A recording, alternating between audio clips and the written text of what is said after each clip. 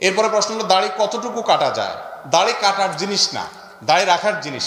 নবী করিম সাল্লাল্লাহু আলাইহি সাল্লাম বলেছেন আফুল লোহা, তোমরা দাড়িকে ছেড়ে দাও, আর খুল্লুহা, দাড়িকে ছেড়ে দাও, দাড়িকে ছেড়ে দিতে বলেছেন। তবে আব্দুল্লাহ ইবনে ওমর রাদিয়াল্লাহু তাআলা আনহু থেকে যথাসম্ভব বুখারীতে আর অন্যান্য সাহাবা ইকরাম থেকে বর্ণিত আছে, সম্ভবত আবু হুরায়রা থেকে বর্ণিত আছে যে তারা দাড়ি এক মুষ্টি ধরার পর অতিরিক্ত অংশ কেটেছেন।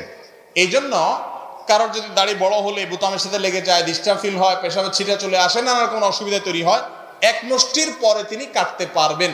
অনেক উলামা ইকরাম সেটাকেও নিষেধ করেন, কিন্তু সাহাবা ইকরাম থেকে এটি সুসাব্যস্ত হয়েছে যে তারা এক মুষ্টির পরে অতিরিক্ত অংশ কেটেছেন। যদি কেউ চায়, অসুবিধা ফিল করে, এটা কাটতে পারে, কিন্তু যদি কেউ রেখে দেয় লম্বা করে, আলহামদুলিল্লাহ, খুবই ভালো। তবে তার চাইতে ছোট রাখার সুযোগ নেই। অনেকে বলে দাড়ি এতটুকু রাখলে চলে, যে পুরুষ না মহিলা এটা বোঝা গেলেই চলবে। আজীব এক মাসআলা, পুরুষ না মহিলা বোঝার জন্য দাড়ি দিয়ে আপনি বুঝাবেন? এরকম কোনো মাসআলা গ্রহণযোগ্য কোনো ইমাম থেকে আসেনি। কোরআন হাদিসে এরকম কোনো কথার অনুমোদন